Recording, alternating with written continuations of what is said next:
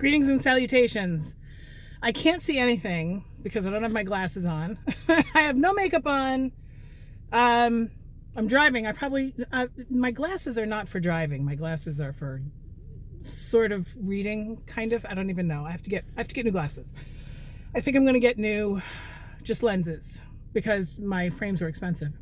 Anyway, I missed yesterday. And I am at Target right now, and it is the perfect opportunity for me to just sit and babble at the camera because my husband is home and it's Saturday morning and everything is relaxed over there. I had to run out and get printer paper at Target. So I figured I would catch you up. Thursday night, I got zero sleep. I'm making excuses as to why I didn't make a video yesterday, but it really is a legit excuse. I literally got zero sleep. I probably slept for about 25 minutes, 30 minutes, from like 6 to 6:30. So bad. But it happens. If you know me at all, you know that I'm a terrible, terrible sleeper. Please don't recommend melatonin or magnesium. Please. I have literally tried everything. And that's okay. And I have a prescription from my doctor for Ambien, and I don't like to take it 2 days in a row. And I hadn't taken it for like 2 or 3 days, so I figured I would be fine for sleeping that night. And I drank a half a bottle of wine, which is sugar, which revved me up. I felt very tired at 9:30, laid in bed, and just stayed up and watched Dr. Pol. The incredible Dr. Pol. Oh my God. A large veterinarian clinic, like large animal vets. I have so much admiration for them. I mean, he does dogs and cats and birds and stuff like that too. Not too much exotics. The other show on Nat Geo for the exotic animal vet, I like that show too. I like all veterinarian shows. The one from the chick in Alaska, I love those shows.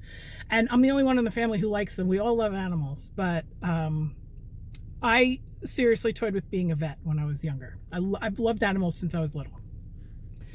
So anyway, I watched like 7 episodes of Dr. Pol in the middle of the night, and sleep just never came. So yesterday I actually had chest pain all day. And I know that it was from like lack of sleep, anxiety. Everything made me jump out of my skin. I just couldn't get my shit together at all. I was able to only make like a fraction of the samples that I'm supposed to make. And I say that because I put it on myself. Okay, this is nobody else's expectations of me but my own. But now my customers come to expect it, So today's the 29th. No, today's the 30th. And I'm still not finished because now I had to go buy printer paper. I keep on pointing over there to print out some labels. So I got, I guess it's the week of rants. I don't know. A couple of weeks ago, I got some tragic news.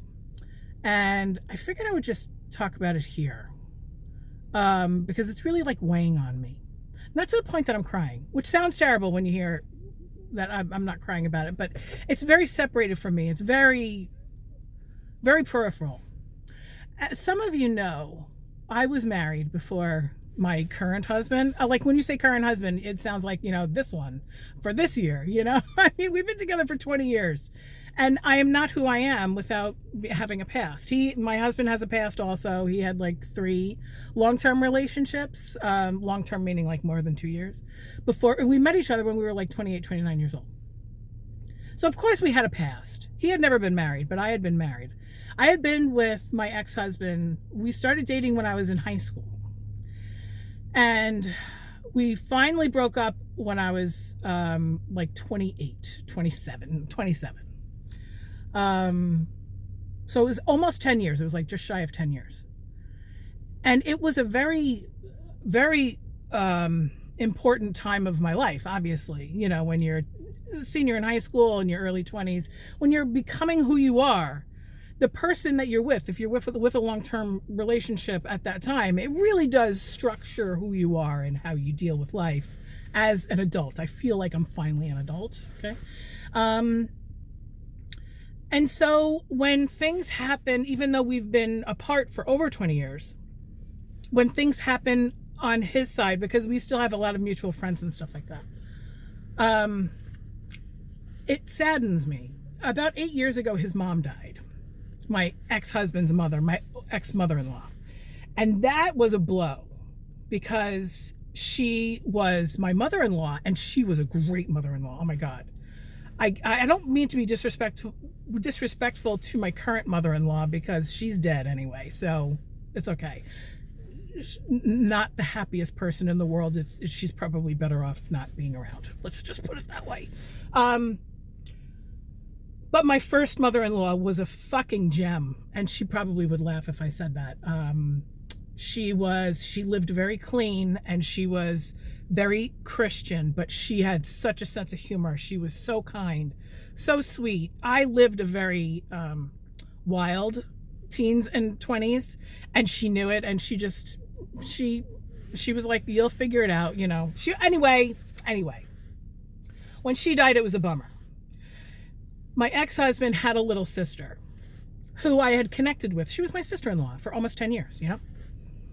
And when my ex-husband and I were getting a divorce, she found out she was pregnant. So I never met the kid because, you know, once I got divorced, I didn't keep in touch real close with the ex-family kind of thing.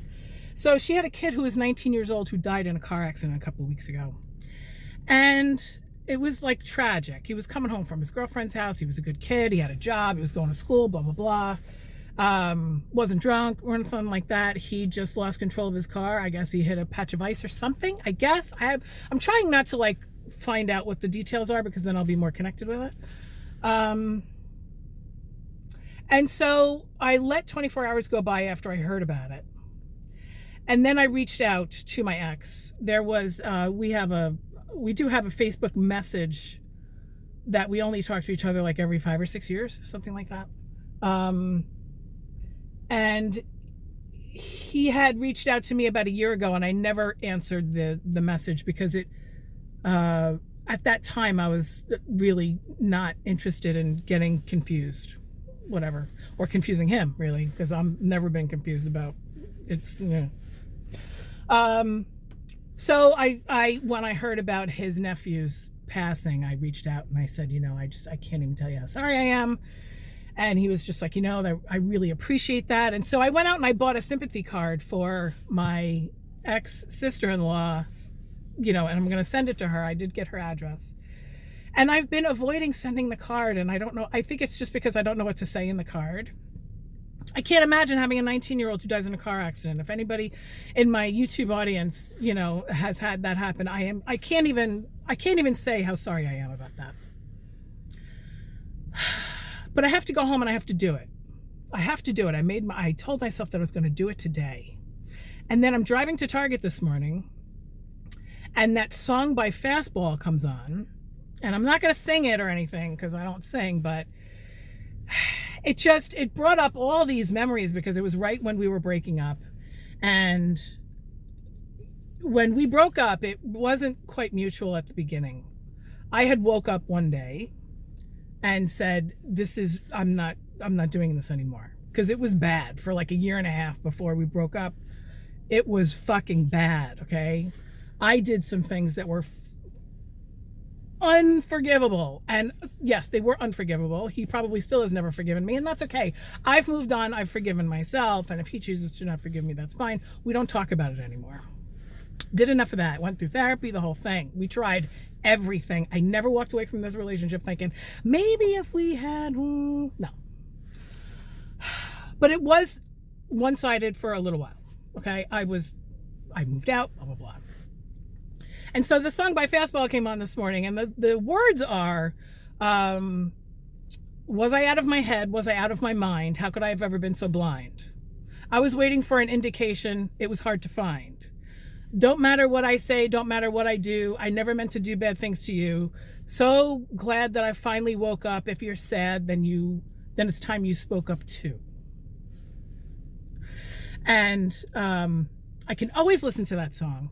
It doesn't make me cry. It makes me proud of myself that I finally woke up. Not that I woke up before him or anything. But now I'm all like melancholy and stuff. And so the week of rants ends, I guess it's a good note. I'm going to be writing this sympathy card today. And every time I hear that song, it sort of brings me back to that time because it was all over the freaking radio at that time. And I just remember thinking that I would listen to it and I would cry and cry and cry. And then when I would finally listen to it, because I love that song, when I finally listen to it now, there's no crying. It's a really good song. You know what I mean? And it makes me proud of myself that I was able to get out of a relationship, probably too late. But if I hadn't gotten out of that relationship when I had, then I never would have met my husband. I only met my husband like 4 months after the, relationship was finally over. And so we had to take it real slow because, I was really afraid that I was thinking that he was so bomb because he was like the bounce back guy. But it turned out that he was really bomb. So, I got a tattoo of my current husband's name on my hip 3 months after I met him. My mother thought it was the stupidest fucking thing I had ever done. And now 20 plus years later, we're still together. So, and he's got my name on his hip too. So anyway, it's not really a rant video. It's an emotional video, sort of, I guess. If you connect with anything that I've said, if you have, I have a friend who lives somewhat close to me, and she came over to do my hair a couple of years ago. And, because we were just chatting, drinking wine and stuff like that. And all of a sudden we started to talk about our past because we didn't really know each other. We were neighbors. We weren't friends yet, And she had like so many mirrors of my life. Like when she met her first husband, when she broke up with her first husband, when she met her second husband, when she had her kids. We had the same pediatrician. We lived around the corner from each other. It was weird. And I really do believe in the power of attraction. I believe that likes like, and like, is drawn to like. And if you're a viewer of my YouTube channel, I don't have a huge audience, but if you find that there are any reflections in your life of mine, you're more than welcome to leave it in the comments. I love hearing that stuff. I love making new friends. And the weight loss is still going. It hasn't stalled out yet, but again, it's the decimals. I don't count the decimals. So I'm 8 pounds down. Is it 8? Yes. It's 8 pounds down, and I'm on day 9 or 10. Can't remember. So that's good. And I had a long talk with my husband last night, and I said, okay, the weekend is here. It's really important for me to hold my shit together this weekend. The second weekend of dieting, way of eating change kind of a thing is really important. I was a health coach for many years, and I know that second weekend is hard. So we're going to be cooking. I'm going to have lots of low carb food at my disposal at all times. We have to go shopping today. Now, not at Target, different store. I need a lot of cheese. I need a lot of cold cuts, which I didn't get the other day. I need my peppers, which I didn't get the other day. I bought pork rinds, and I have sour cream, no flavoring, the plain pork rinds, just salted, whatever. Excuse me, and just plain sour cream. I love to do that. I love to dip that. So things are going well. So unfortunately, the week of rants has ended now on Saturday, the 30th. Hopefully, I won't have to rant anymore. 13 minutes. Sorry, this is a long video. Talk to you later. Bye.